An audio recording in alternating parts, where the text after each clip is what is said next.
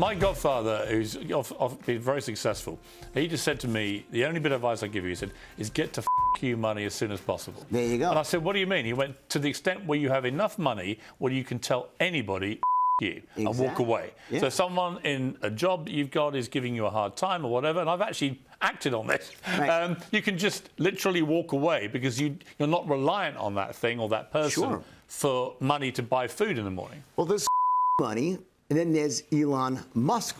Right. He literally says, yes, the people the people who he needs to give money to X. Like, right? Yeah. That's the real definition of that is. But I agree. But listen, let me just getting back to what you said, right? The mistake people make when they invest, because you're right, you have to have fun, and specifically I say you should speculate, and I go through how to speculate carefully, have fun, make money. But the bottom line is, if you think that you can take your money that you save and speculate, you're going to end up okay. You're not. You're going to mostly get destroyed because the playing field is dramatically tipped against you. When you go to a casino, right, and you walk into a casino, the odds are stacked against you, right? So over time, you're going to lose. You might win once in a while, but over time, you lose. But some people enjoy going even if they lose money. But it gets worse, though, because this is not just a casino, Wall Street.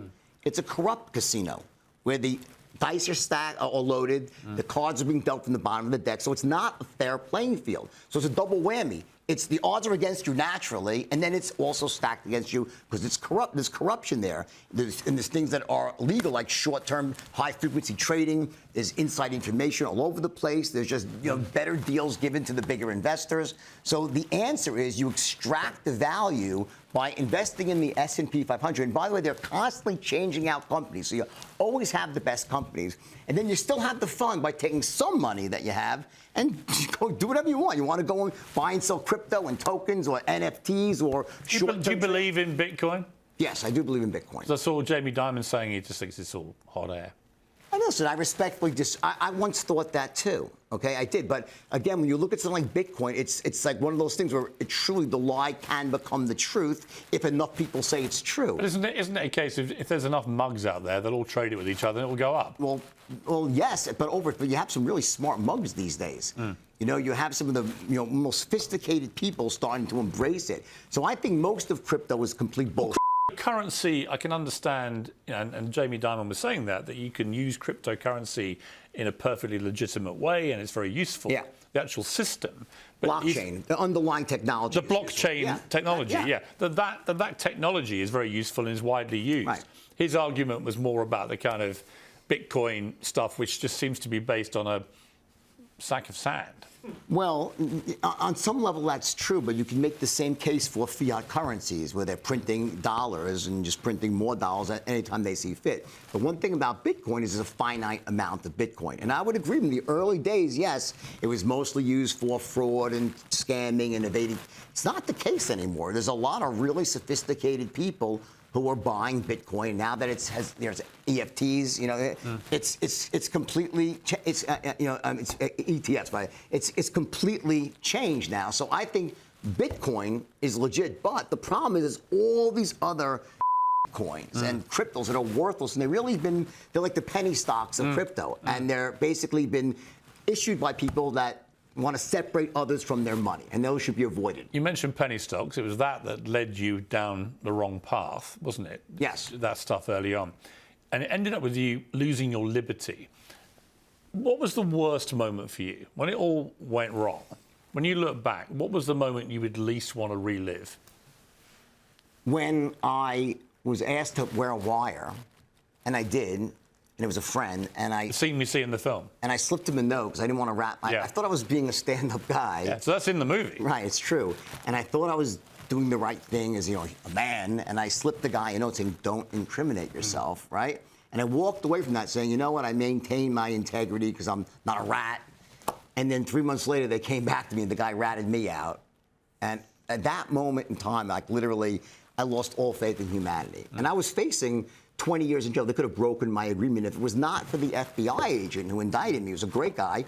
He understood, and they gave me a second chance because that could have destroyed my life. That was the low point for sure. That moment when you think like I'm not a rat, and then it's. So that's the Jonah Hill character. But that's not true. It wasn't. But in reality, it was not the Joe Hill character. It was, they collapsed like 3 or 4 people into that character, right? It was someone else. Did you ever have anything more to do with the one that ratted you out? You know, I saw him a few times, but no relation. Any forgiveness? Yeah, of course I forgive. I'm not one to hold grudges, and I forgive. You know, and you don't forget, but you certainly can. But that forgive. was worse for you than actually going to prison. Far worse than prison itself was waiting to go to prison.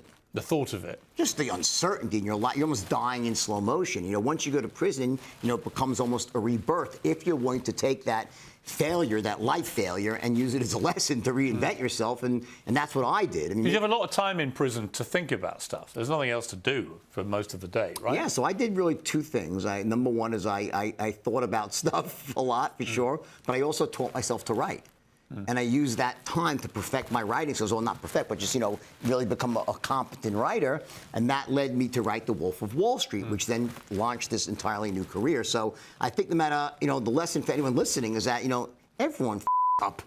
Everyone makes mistakes. Some people make much bigger mistakes than others, right? Would you change anything? No. I mean, when you look at where you've got to now, no, I wouldn't. The whole path, Yeah. up and down, and then back up, would you change it? I wouldn't, but so let me, it's a complicated question. So the answer is no, because it's not possible. Of course, if I could not have done anything to hurt another person, of course I wish I never did that. Of course I feel terrible about all that stuff, and I'm very remorseful for that, okay? And I've spent so many years making up for that in countless ways. But I wouldn't change anything, because that was my life. And it happened, and I've used that as sort of like to create this life I have now. So if I could cherry pick it and say, you know, I hope no one ever lost money as my, of course I do that. I'm not crazy, right? But you can't do that. You know, you have to look back at your life and say, you know what, this is what I did. I made mistakes. I learned from those mistakes, and now I keep becoming a better version of myself. That's my goal, is to become a better version of myself every day. Are you completely squeaky clean now? Squeaky, I mean sober, clean, or clean with the law? Anyway.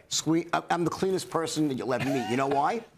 Because I would have to be. In other words, you know, you realize that I'm going to be scrutinized more than anybody. And in fact, I was. For many years, the government thought I was not paying my fine that I had. They thought I was hiding money. They looked at my asshole with a freaking microscope, right? And you know what they found after 5 years? 0. So like Warren Buffett says, you could follow anybody. If a cop follows you for 300 miles, they'll give you a speeding ticket. They couldn't give me one, and they followed me for hundreds of miles. Before you went into prison, you obviously had beautiful yachts and private planes and all that kind of thing. Which of those things do you still have? Well, I have beautiful, like, listen, I fly private often, right? On your own plane? No, I charter a plane, which is getting prohibitively expensive, by the way, which is terrible. You know, that's what I love. The Trump come back and lower prices for gas would be a really good thing. We'll come to him. Yeah, I'm a fan. You know, not of all things, but generally speaking, big fan. Right? I would never buy a yacht again. I was so happy when the one I had sank. It was like I was so happy. Like I didn't plan it out, but when it was sinking, I was like, yes, Lloyd's of London, you know, right? I worked at Lloyd's. Right? My first year of my working career, I had to help a mate out. I worked on one of the underwriting syndicates. Yeah. So I would have been one of those guys paying you all that money for your yacht. As There you go, down. right? I got a check for like $9 million the day it said. A few days later, they showed up. They're like, usually we investigate these things, but you know what? No one will be stupid enough to go on the boat themselves into a storm. You just, here's a check, and don't ever ask us to insure you again, basically. They pay me right away, right? So Lloyd's was pretty good to me. So no boat, but you chartered private plane. Charter private. Listen, I'm very... Nice car? Yeah, but I do... What do you drive? A Mercedes, and my wife has got an Aston Martin. Which one? She's got the truck, the DBX. And I have the AMG, the GT Turbo, whatever it is, AMG, right? I'm an Aston Martin guy. But cars, it's interesting. When I was in my 20s and 30s, I just loved cars. It meant everything to me, what car I drive. I honestly never even... Now you want comfort. I never drive even. Like I'll go take an Uber or something, you know, just it's easier, drive. It's so much easier, and I could just relax in the back seat. So, you know, a lot of the urges I had of how I define myself as a man, so to speak, very different than the way I do today. Do you ever get urges to just go and take loads of Quaaludes and behave disgracefully? Well, yeah, but Quaaludes, yeah, not cocaine, but Quaaludes were amazing. Thankfully, they're illegal, and you can't find them anywhere. Like, thank God, because they're too good, you know? But if you have one, you know, we can go after, you know? I do not, just for the record, I do not have any Grellies. That's the one drug, you know, like, and people say, listen, I'm just kidding a little bit. But they were amazing. You're not kidding. It's Thank God that you can't find. They were just so great that, you know, very difficult to resist. So your desires can't be quenched.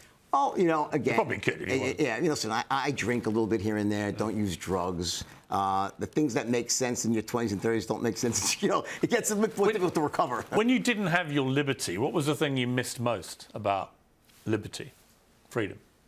Freedom.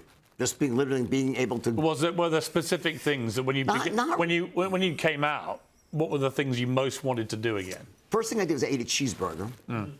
Missed cheeseburgers desperately, right?